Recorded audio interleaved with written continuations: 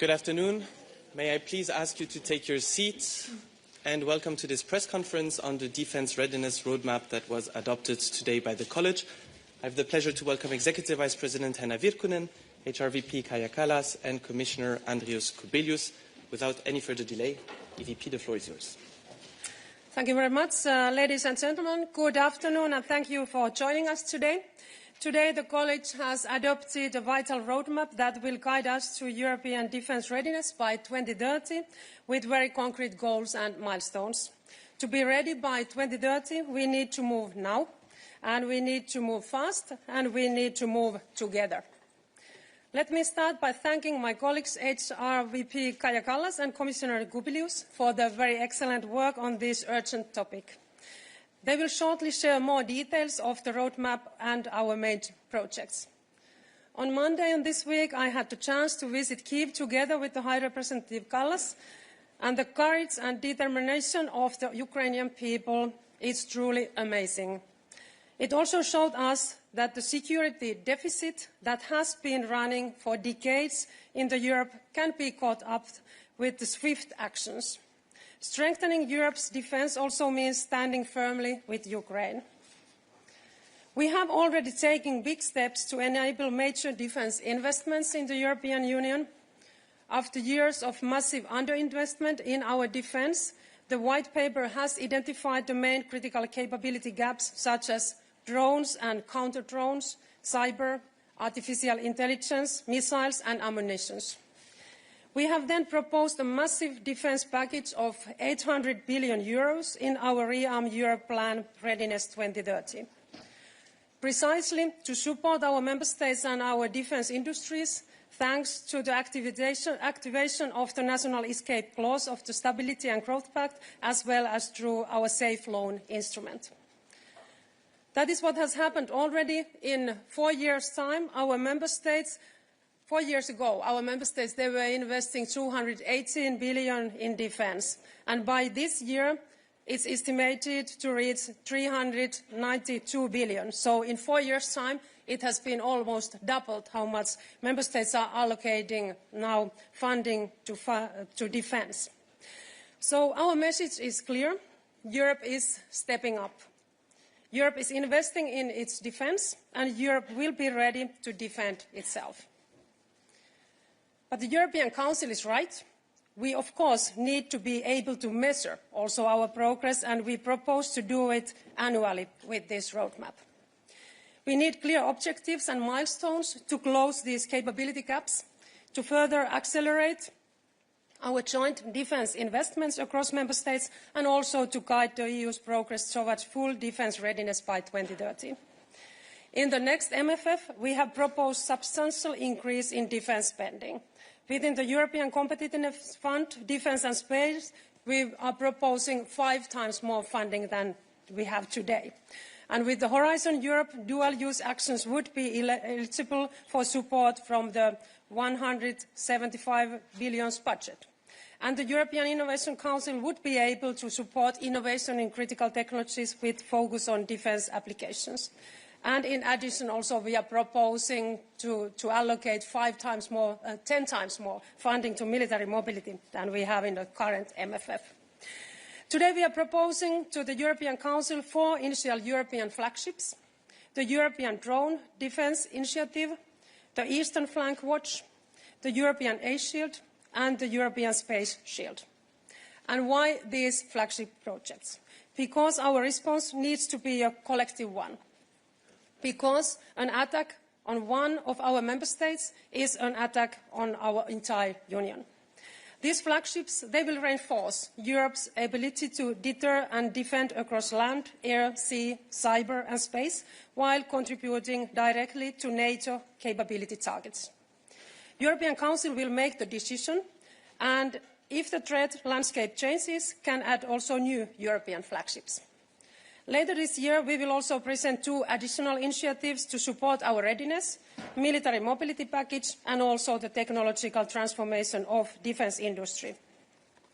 Military mobility is a very crucial horizontal enabler to ensure European security and defence. The white paper identified over 500 hotspot projects to military mobility that needs to be also addressed urgently. Our objective is that by the end of 2027, we will have an EU-wide military mobility area with harmonized rules and procedures and a network of land corridors, airports, seaports and support elements for troops and military equipment to move swiftly across the European Union. To ensure peace through deterrence, Europe's defence capabilities must be also ready for the battlefields of tomorrow. Those that develop their own technologies will be the strongest and least dependent. We want to make sure that the European defence industry is in the forefront of this work. But now I would like to give the floor for High Representative Kaja Kallas. Thank you, dear Henna. This roadmap for defence readiness is a plan to keep peace. Over the next few years, there must be a major build-up of European defence capabilities. Russia has no capacity to launch an attack on the European Union today, but it could prepare itself in the years to come. Danger will not disappear, even if the war in Ukraine will end. Member States identified 9 capability areas, like Henna already mentioned, in line with the NATO targets.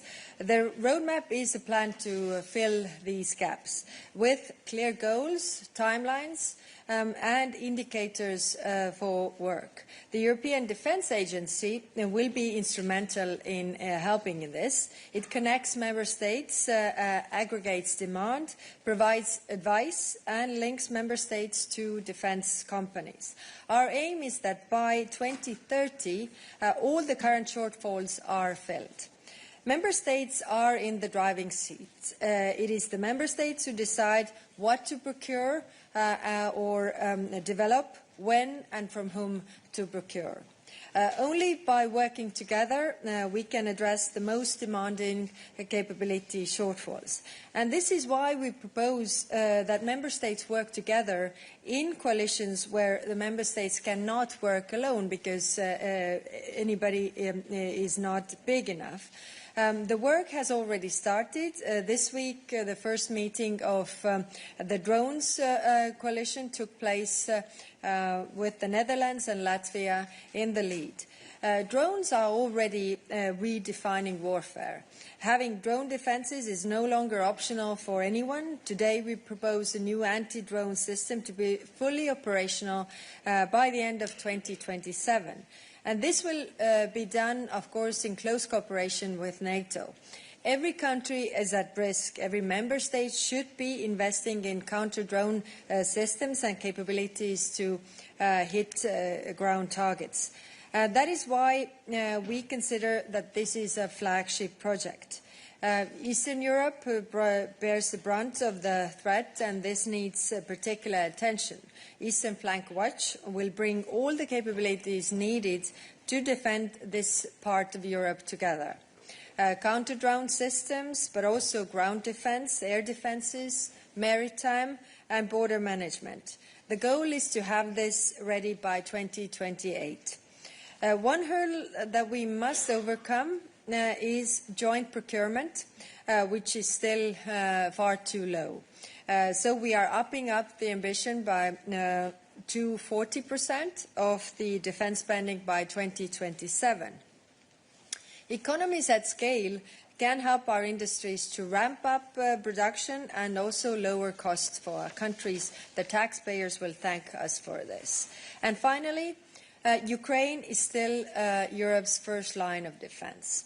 That is why security guarantees for Ukraine are also part of the roadmap. The strongest security guarantee is a strong Ukrainian defence industry and a strong Ukrainian army. So here we also set milestones, including establishing a drone alliance with Ukraine by early next year. Ukraine's drone defences are world-class. We were just with Executive Vice President Virkonen in Kiev this Monday, also visiting drone factories, and this is incredible what they are doing there. We have to use their experience from the battleground, but also their innovation to build on it together. There are also important elements on financing, creating an EU-wide market for defense equipment and industry. But I will, of course, let also Commissioner Kubilius to explain in more details before we take questions. So, over to you. Thanks a lot, Kaya and Hannah, and thanks a lot, of course, for all the cooperation which we have had during preparation of roadmap. Thanks a lot also to Commission President Ursula von der Leyen for her personal leadership, and of course for our teams and cabinet members. So really, it's great what all of us we managed to achieve. In my view, roadmap is what I would call a revolutionary strategic architectural plan of the major European Union building exercise to build European Defence Readiness 2030. It's like building European Defence Dome for peace. If you want peace, prepare for defence and deterrence. Commission President Ursula von der Leyen 2 days ago have said, it is, I quote, "It is imperative that when it comes to our own defence posture, we are coordinated, we are precise, and we are fast." End of quote. That is, in my view, what roadmap is about, how to be coordinated, to be precise, and to be fast. Definitely it demands mobilization of all the efforts and all the available finances at national and on EU level. A roadmap indicates, like Vice President Hanna Virkkunen have said, roadmap indicates Europeans are going to invest till 2035 6.8 trillion euros. Into real defence, as usually around 50%, which means 3.4 trillion euros. It is a real big bang in defence finances, mainly based on national defence spending, which will be more or less 100 times bigger than EU defence spending in next MFF. We want to achieve defence readiness before 2030. Why? Because of Putin's plans. And we need to deter aggression, prevent war, preserve peace, and that is what roadmap is about. In order to achieve defence readiness 2030, we need to reach new NATO capability targets before 2030.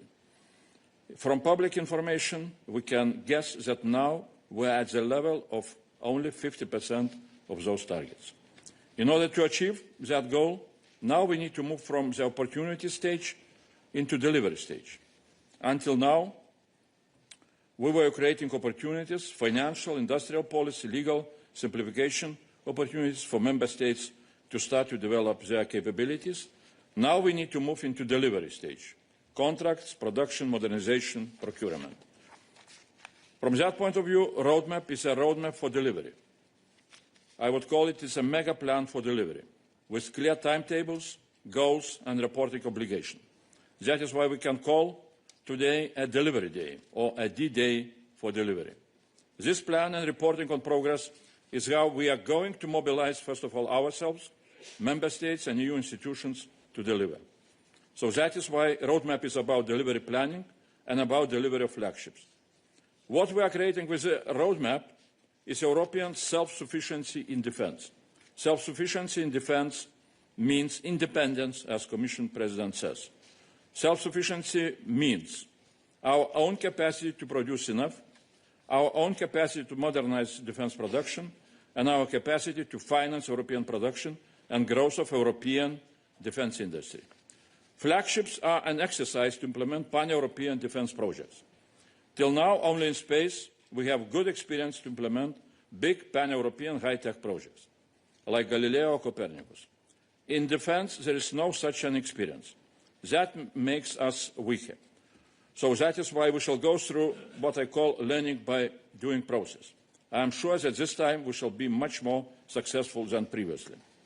European Drone Defence Initiative and Eastern Flank Watch are the projects which can be started immediately in order to learn how to create success.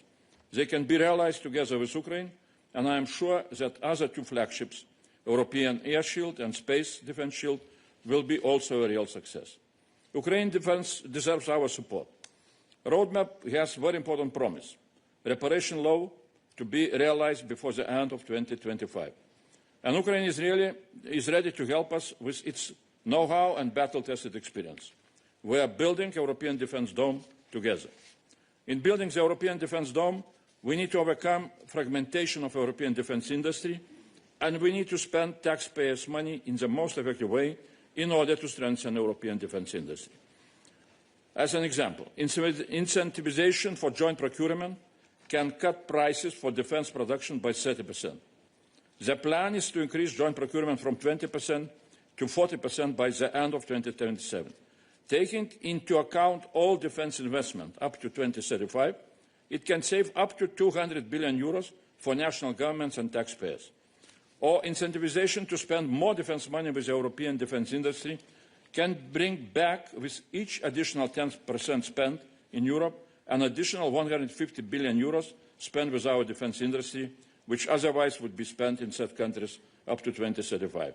Now, I would like to remind, we are spending only around 40% in Europe, and we want to increase this up to 55%.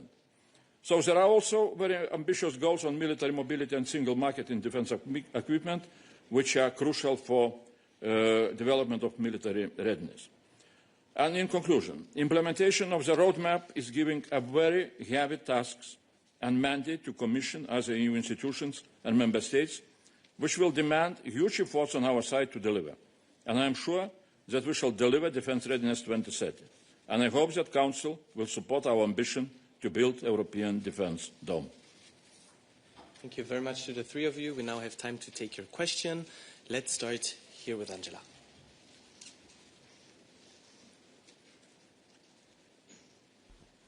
Angela Skujins from TVP World, Poland's public broadcaster. I'm really interested in the Eastern Flank Watch and the European Drone Defence Initiatives.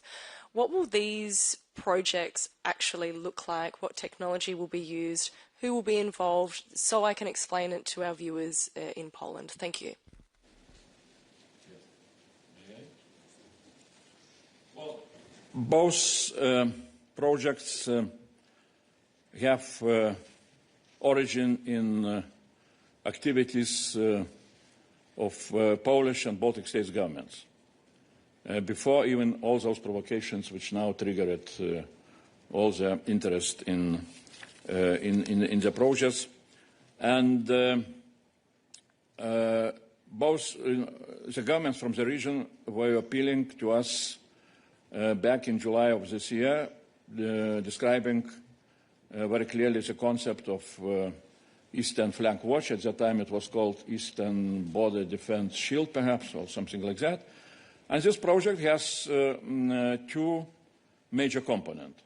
One is what I would call ground wall, how to build all the counter-mobility measures on the ground, like anti-tank trenches, like so-called Dragon Ts. In some countries now there are discussions about recreating swamps and marshlands on the border in order really to create all the counter-mobility obstacles for enemy's tanks or heavy technique. From another side, the countries are also looking into possibilities to develop what we called at the beginning drone wall in order to be ready to defend themselves against any possibility of drone attacks or drone provocations. And also learning how to use drones in order to hit the targets on the ground. Now what we have seen from those provocations which recently had happened, that unfortunately, or that's a consequence of let's say, not taking into account how the war doctrines are changing in Ukraine. Till now, we had very limited abilities to detect drones, and also limited abilities to destroy drones with cost-effective measures. So what is needed to be done here, really we need to start to invest into, first of all, into detection capabilities, both in frontier region, but also in the countries which want to develop such capabilities in order to be ready to defend themselves against any kind of provocations. And then also we need to invest into capabilities to destroy drones in a cost-effective way, with anti-drone interceptors, with electronic warfare means, and also with classical Zenit artillery or machine guns and mobile groups. A lot of things we can learn from Ukraine, There are countries which are moving ahead. Recently I visited Latvia and I saw how successful they are starting to build the whole network of acoustic sensors in order to be able to detect drones. So there are experiences, there are different, different companies which are producing exactly equipment which is very much needed, and I see all the possibilities really successfully to develop this project, and during next year to have at least sufficient implementation of that project in the countries which want to be part of those two projects. Thank you. Andrew. Thank you. Andrew Gray from Reuters. Can I ask about the financial aspect here? There doesn't seem to be any price tag on any of these projects. So do you have any estimates of how much these are going to cost? And where is the money going to come from? I take the point about safe and national budgets. But if we compare to the COVID crisis, which some people sometimes do, including on this podium when we look at the response to this crisis, is the message from the Commission that when there's a crisis in Southern Europe, there's free money not to be paid back, but when there's a crisis in Eastern Europe, it's loans and you'll have to pay it back? Well, I will not discuss about the messages, but I will tell you what is our vision and our plans. First of all, definitely we need to have those capability coalitions and flagship coalitions to develop much more clear technical concepts. What is needed to be done in each of those projects, especially when we're talking about flagships. Then we shall be able to also evaluate the cost. I can tell, for example, about now drone wall, or how it's called, European Drone Defense Initiative. They're the same countries which I was talking before, Poland and 3 Baltic states. Once they were appealing to Commission earlier in July, they put some kind of concept note and they put evaluation of this, chapter on drones, with detection, with management of information, of data, and also with anti-drone capabilities. And for those 4 countries, they evaluated that it will cost around of 1 billion euros. So just for us to understand that we're not talking here about hundreds of billions. But definitely, more precise evaluation will be available when we shall have much more clear concepts. Now, second, really, on financial side, I said deliberately, because I was expecting such a question, that, what I call big bank and finances are starting to appear. During next 10 years, we are going to spend 6.8 trillion euros for defense. For equipment, it will be more or less, if we are taking some kind of NATO standard from 40 to 50%, it will be 3.5 trillion euros. It's a big amount of money. The question, how we can use those money earlier than later, it's, of course, a rational question. But for the time being, we need to look, first of all, how we are using those instruments which are available at the moment. So first of all, of course, safe loans. Member states can start to use those money now in order to develop some of the regional projects, for example, Eastern Flank Watch. Then there is also possibility to reallocate unused and spend cohesion funds and RRF funds. So those are, some of them are grants. I can tell you that now, at least what we hear from other services which are taking care about RRF money, there are 300 billion unspent RRF money, and out of that, 100 billion is grants. And member states need till end of this year to review their RRF plans, and they can put those money into defense. So those are possibilities which member states can use in a most effective way. Thank you, Commissioner. David.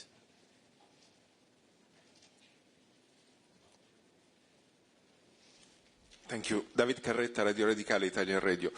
I don't know who to ask, but basically on the concept of European Defence Dome, the French President, Emmanuel Macron, in Copenhagen was quite clear, saying that it wouldn't be enough to protect Europe, because we need deterrence, and deterrence means also long-range missiles, basically the possibility and the capacity to respond to an attack. I'm wondering if this concept that you are putting on the table, so a shield in the space, a shield in the air, a wall for the drones, if this is enough as deterrence, or European countries should also be able to respond in a more forceful way if attacked. Thank you. EVP, HRVP? I can just say my own opinion. I do not see here any contradiction. Because, well, yes, we are saying that our goal is to build our defense capabilities in order to deter. Now, what does it mean, the defense capabilities? It's definition of NATO. NATO is giving all the member states so-called capability targets. That was agreed during NATO summit in Hague. The previous ones were agreed back in 2021. As NATO Transformation Commander Admiral Pierre Van Der said, that new targets are by 30% bigger than the previous ones from 2021. Those are the lessons from land lessons from Ukraine. But the previous ones, unfortunately, we Europeans were not able to implement also by 30%. That is why simple arithmetic is saying that we're at 50% level. But defense capabilities defined by NATO should have, and I hope that it has, all the needed means, including deterrence by possibility, by availability of such weapon system which can be used in order to hit the targets on the territory of enemy, and so-called deep strike precise targeting capabilities, which we, unfortunately, in Europe, we are not producing enough of them, and that is why we need to develop production of those capabilities. And of course, for the time being, we shall continue to procure them from our transatlantic partners or South Korea, which are producing those capabilities. Thank you. EVP, please. Yes, maybe I would like to remind also about missiles, and it was clearly one of the critical capability gaps that was identified also in our defense white paper. But now in this proposal, in our roadmap, now we have focused on these 4 areas based on discussions with the member states, because we see that these are certainly 4 areas where we are encouraging member states now setting up capability coalitions. But of course it's possible if member states see that there's also other critical areas that they want to now join their efforts in the next months. It's of course possible also. Thank you very much. Maria. Hello, Maria Psara with Cyprus Public TV. The question is for HRVP. I'm wondering how this project will work for the members of the European members that are not members of NATO. For example, the drones wall or the air defense.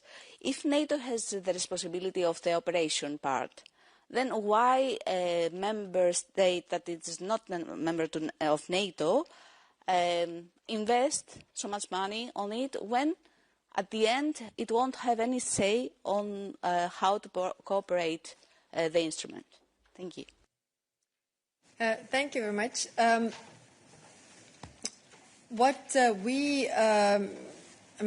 The feedback what we got when we were working out the roadmap from the member states was that first, the drone wall was about the eastern flank. But then member states who are not on the eastern flank said that, but the drones could come from the sea. I mean, the ships and everybody is in danger. So we actually need this drone defense for everybody, which is why we changed the concept also in this paper.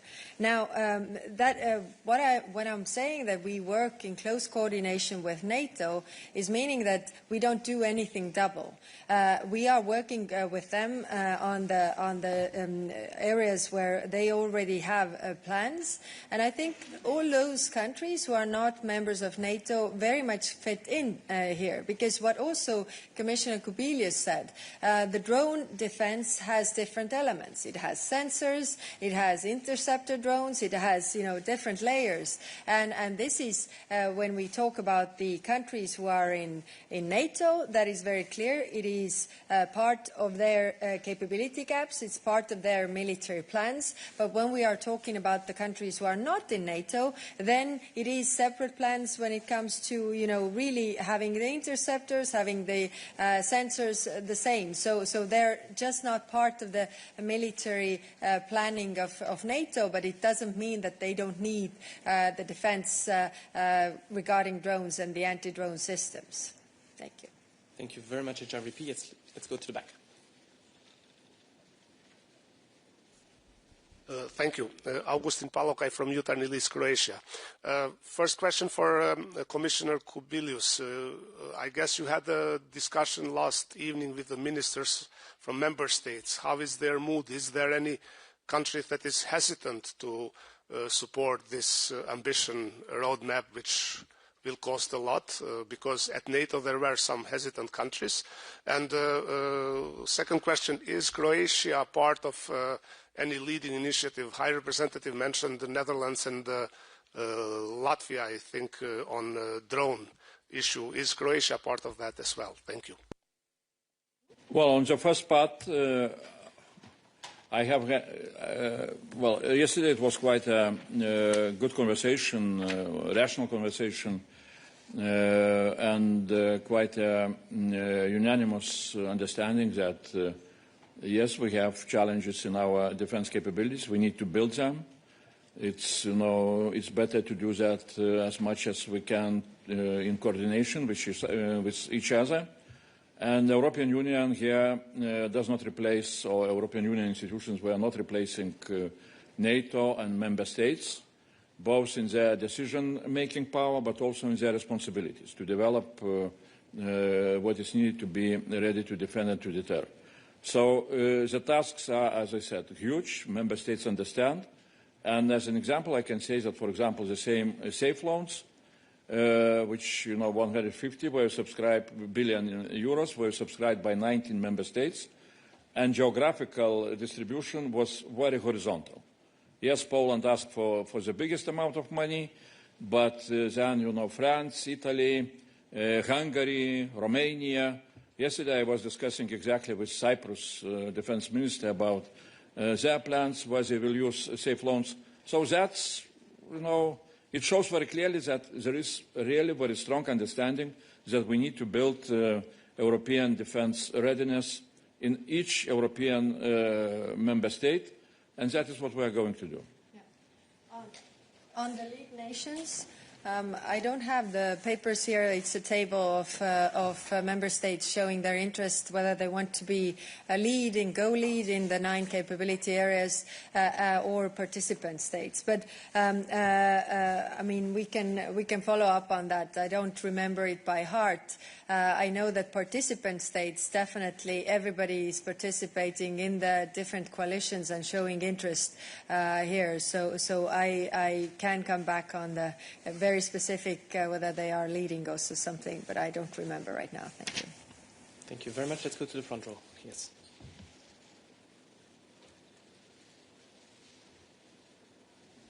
Yeah, thank you. Milda Velikanskite from Lithuanian National Radio and Television.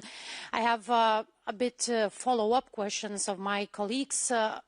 Is this roadmap will be mandatory? Because we know that some NATO countries are reluctant to spend 2% of their GDP, when others, especially in the East, tries to spend 5% and even more. So will, I don't know, the Commission will monitor how all the countries goes with all this plan, this timetable, graphics, and etc. And what if they don't? Thank you. HRVP. Yes, it will be followed very carefully. And each year we shall present to the Council a special report on defense readiness progress and the problems which are starting to appear or disappear, let's say so. And that is an instrument for us, how to say, what I was saying, to mobilize ourselves. Not to have such a situation that we have nice plans with a clear, nice goals, but then, again, nothing is happening. Or, it's somewhere lost in long discussions and so on and so on. So we had some kind of this experience earlier with different initiatives, different plans, how to coordinate our activities in defense. Not all of those initiatives were very successful. So we are learning lessons from our own experience, and we need to be ready to learn very quickly if something will not move. That is why, again and again, I can stress what I said. I see this process as learning by doing. Learning by doing. It means we are moving ahead, but if we shall see that something is not working, we need to look what are the reasons and what we need to change really to have the progress. Because the price not to have the progress can be very, very painful. To add to that, President of the Commission and I got the clear tasking from the European Council, the leaders level, after we presented the white paper on defense readiness, to have a clear roadmap how we get there. And that's why this roadmap is having clear objectives, clear deadlines, and clear monitoring as well. Of course, it is up to the member states finally, because the member states are in driving seat, but it clearly helps them to achieve these goals, to also do things together. And if we have the monitoring, then it's also showing who does what and where we have still, gaps, what to fill. So it is to help to fill the task also for NATO. Jarno, please. Thank you. Jarno Hartikainen, Helsingin Sanomat. Question to EVP Virkkunen, if I may. I'd like to come back to the aspect of solidarity that Andrew earlier picked on already. As you know, many member states on the eastern flank are calling for solidarity in the financing of these initiatives. And now what we hear from the podium is they can use SAFE, they can reallocate some of the RRF money. By the way, that money has been mostly allocated to the southern member states. So once again to the Vice President, what is the element of solidarity in the package that you are presenting today? Yes, we clearly, of course, see that we must invest much more to defense than we have done in the European level. And when we look now, the member states, they are investing and using to defense almost 400 billion in this year. And of course, if we are comparing it to European Union's annual budget, we see that it's the whole our annual budget what they are using to their military. So, of course, it's important also that we can support via EU budget, but the current MFF, it's not prepared for that so well, as we know. And that is the reason also why Commission, when we proposed the next MFF, we were proposing to use 5 times more funding for military and defense, and also 10 times more to military mobility, for example, because we see that this is a clear priority for the next years in the European Union to make sure also that we can support with our budget those member states who need to invest more to security and defense. But in spring, when we proposed our defense white paper, then we also proposed a package for the next year, so 800 billion more funding via flexibilities, and then also with the SAFE loan. And of course, we are also trying to use all the possibilities we have inside our MFF, in the current MFF. But we know also that there is not so much flexibilities, and also it wasn't prepared for that kind of situation where we are. So first we were facing COVID pandemic, and after that full-scale war in Ukraine. So we are using all the flexibilities we have in our MFF, and of course now when we are calling member states to create and set up these capability coalitions, we will also see more clearly in the coming months what kind of support and instruments are needed to support the actions. May I add just a few words now?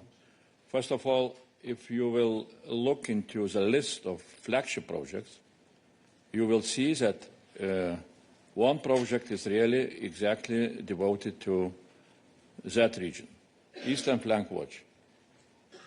And we hear from southern countries complaints, where is Mediterranean region? And definitely we need to take care about all the challenges and all the possible threats. But northern eastern region really has very specific flagship project, which shows that the European Union is not forgetting about the threats which this region is facing. And what does it mean, flagship project? It means that it will be possibility to use new instruments which are coming also at the moment almost. We shall have maybe today final negotiations on EDIP.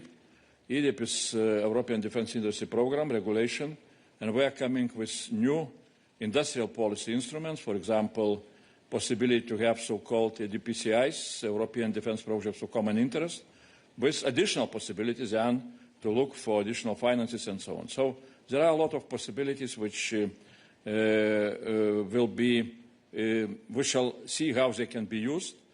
And definitely, political will to support the countries which are facing the biggest threats is very clear, including also not only from military point of view, but also socially and economically.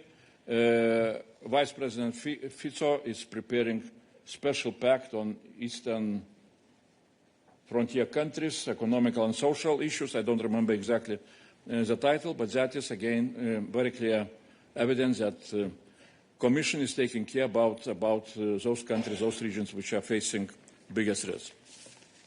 Thank you. Vitaly, to close. Thank you, Vitaly Sizov, Freedom. As I understood from all documents that I got, Ukraine now will have possibility to join of coalition of capabilities, if I'm correct. How you see this membership of Ukraine? Is just consultation, or Ukraine could be like equal member or some member with restriction right? How you see it? Thank you. And which coalition could join Ukraine? On this one. As I said, we have so much to learn from Ukraine, and it really works as a win-win. We have the defense. I'm just checking whether this name is right, but the Defense Industry Alliance. We have the Drone Alliance, where we are working together with Ukraine, because there we have so much to learn from what they have already done. We don't have to invent the wheel. The wheel has already been invented when it comes to the drone defense. Then we have this already in Ukraine, and that's why we are exploring the possibilities there firsthand. Yeah, we see it already now and also in the future that Ukraine is and will be the really defense industrial powerhouse of the European Union. They have been very innovative and very effective in their actions.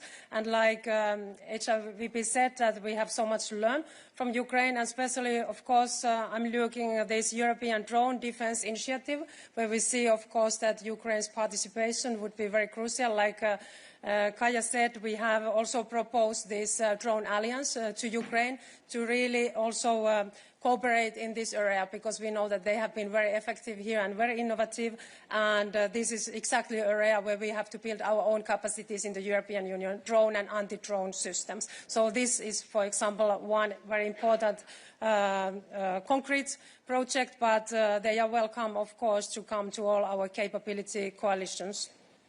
This closes this press conference. Thank you very much, EVP, HRVP, and Commissioner, and have a good afternoon.